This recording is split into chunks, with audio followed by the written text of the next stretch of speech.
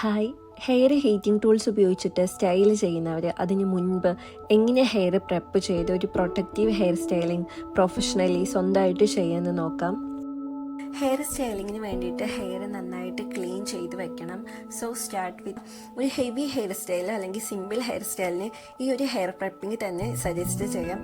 ഞാനൊരു professional makeup artist ആണ്. അപ്പോൾ നമ്മൾ സാധാരണ ഒരു ഹെയർ സ്റ്റൈൽ ഒരു ബ്രൈഡിന് കൊടുക്കുന്നതിന് മുന്നേ ഈ ഒരു പ്രെപ്പിംഗ് രീതിയാണ് ഫോളോ അപ്പ് ചെയ്യുന്നത്. ആഫ്റ്റർ ഹെയർ വാഷ് ഒരു മൈക്രോ ഫൈബർ ടവൽ യൂസ് ചെയ്തിട്ട് ഹെയറിലെ വെറ്റ്നെസ് കംപ്ലീറ്റ് അബ്സോർബ് ചെയ്തെടുക്കാം, അല്ലെങ്കിൽ കുറച്ച് നേരം കെട്ടി വെക്കാം. ദെൻ നേരെ ഹെയറിൽ ഹീറ്റ് പ്രൊട്ടക്ഷൻ സെറം അല്ലെങ്കിൽ ക്രീം അപ്ലൈ ചെയ്തതിന് ശേഷം ഡ്രയറിലെ ലോ ഹീറ്റ് സെറ്റിങ്സ് ഓൺ ആക്കി വെച്ചിട്ട് കൂൾ ഡ്രൈ ചെയ്യാം. ഇതുവഴി ഒരു 20% ഹെയർ ഡ്രൈ ആക്കി എടുക്കാം. Then again heat protection cream അല്ലെങ്കിൽ സെറം വീണ്ടും അപ്ലൈ ചെയ്തിട്ട് ഹൈ ഹീറ്റ് സെറ്റിങ്സ് ഓൺ ആക്കി വെച്ചിട്ട് ഹെയർ ബ്ലോ ഡ്രൈ ചെയ്തെടുക്കാം.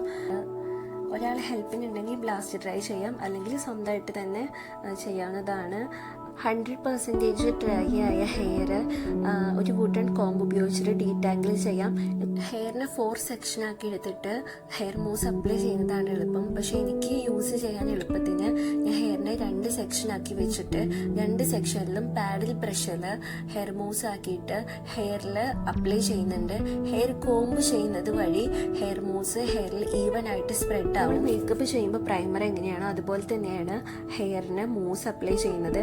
ഹെയർ സ്റ്റൈൽ പ്രോപ്പറായിട്ട് നിൽക്കാൻ വേണ്ടിയിട്ടും പിന്നെ ഹെയറിനെ പ്രൊട്ടക്റ്റ് ചെയ്യാൻ വേണ്ടിയിട്ടും ഹെയറിനെ സെറ്റ് ചെയ്തെടുക്കാൻ കംപ്ലീറ്റ് ആയിട്ട് ഹെയർ മൂസ് നമ്മൾ ബേസ് ആയിട്ട് കൊടുക്കുന്നത് ഒരുപാട് ഹെൽപ്പ് ചെയ്യും. അപ്പോൾ ഞാൻ അതിന് തന്നെ ചെയ്യുന്നത് ഹെയർ ഒന്ന് അയൺ ചെയ്തെടുക്കുകയാണ്. ഒരു ഹെയർ സ്ട്രൈറ്റ്നർ യൂസ് ചെയ്തിട്ട് ഹെയർ ഓരോരോ തിൻ സെക്ഷനായിട്ട് വേണം അയൺ ചെയ്തെടുക്കാൻ വേണ്ടിയിട്ട്. അപ്പോൾ എൻ്റെ ഇത് കളർ ട്രീറ്റഡ് ഹെയർ ആയതുകൊണ്ട് തന്നെ 180 ഡിഗ്രിയിലിട്ടിട്ടാണ് ഞാൻ ഹെയർ അയണിങ് ചെയ്യുന്നത്.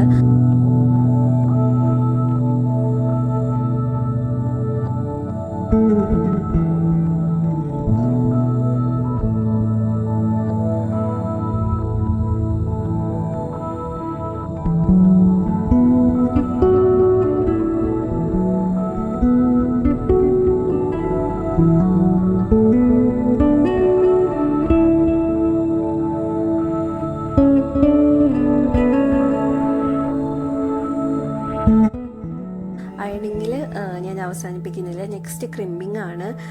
230 ആണ് ക്രിമ്പിങ്ങിൽ മാക്സിമം ഹീറ്റ് സെറ്റിങ്.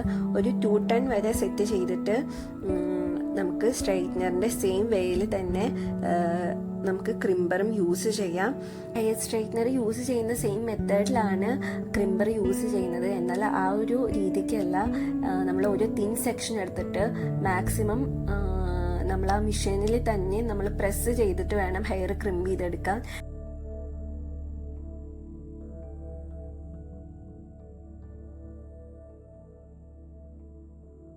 ആ ഒരു രീതിക്കല്ല. നമ്മൾ ഒരു തിൻ സെക്ഷൻ എടുത്തിട്ട് മാക്സിമം നമ്മൾ ആ മെഷീനിൽ തന്നെ നമ്മൾ പ്രസ് ചെയ്തിട്ട് വേണം ഹെയർ ക്രിംബ് ചെയ്തെടുക്കാൻ. ഹെയർ സ്റ്റൈൽ ചെയ്യാൻ വേണ്ടിയിട്ട് ഞാൻ ടെയിൽ കോമ്പിൽ എൻ്റെ സെക്ഷൻ എടുക്കുന്നുണ്ട്. ഓരോരുത്തരും ചിലപ്പോൾ സെൻറ്റർ സെക്ഷൻ എടുക്കാറുണ്ട്, സൈഡായിട്ട് സെക്ഷൻ എടുക്കാറുണ്ട്.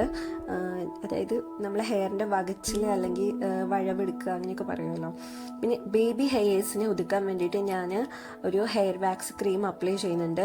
ഹെയർ കോംബ് ചെയ്തിട്ട് ഹെയർ സെറ്റ് ചെയ്യാൻ ഒരുപാട് സ്പ്രേസ് അവൈലബിൾ ആണ്. Shining plus hair style hold ചെയ്യാൻ വേണ്ടിയിട്ട് ഷോസ്കോപ്പിൻ്റെ ടാഫ്റ്റ് ഷൈനിങ് സ്പ്രേ ആണ് ഞാനിവിടെ യൂസ് ചെയ്യുന്നത്. ഇതൊരു മിനിമൽ പ്രൊഡക്റ്റ് ആണ്. ക്രിംബിങ് നമുക്ക് കേളിംഗ് മെഷീൻ ഉപയോഗിച്ചിട്ട് കേൾസ് അല്ലെങ്കിൽ വേവ്സ് ക്രിയേറ്റ് ചെയ്യാം. ഇഷ്ടപ്പെട്ട ഹെയർ സ്റ്റൈൽ ചൂസ് ചെയ്തതിന് ശേഷം ഒരു പ്രീറ്റി ഹെയർ ആക്സസറീസ് ഒക്കെ യൂസ് ചെയ്തിട്ട് നമുക്കൊരു ഹെയർ ഡോ സെറ്റ് ചെയ്തെടുക്കാം. ഹെയറിൻ്റെ ഒരു ട്രാൻസ്ഫോർമേഷൻ അല്ലെങ്കിൽ മേക്ക് ഓവർ നടത്തിയിട്ട് നമുക്ക് മൊത്തത്തിൽ നമ്മുടെ ഡേ കംപ്ലീറ്റ് ആക്കാൻ ഒരു ഹെയർ പ്രെപ്പിങ് നമ്മൾ ഒരുപാട് ഹെൽപ്പ് ചെയ്യും. അപ്പം നാച്ചുറൽ ഹെയർ ടു പ്രെപ്പ് ചെയ്ത് അതിനെ പ്രൊട്ടക്റ്റീവ് ഹെയർ സ്റ്റൈലാക്കി ഒരു ഹെയർ ഡോ സെറ്റ് ചെയ്തെടുക്കാൻ ഈ ഒരു ഹെയർ പ്രെപ്പിങ് ട്രൈ ചെയ്ത് നോക്കുക. അപ്പോൾ ബൈ.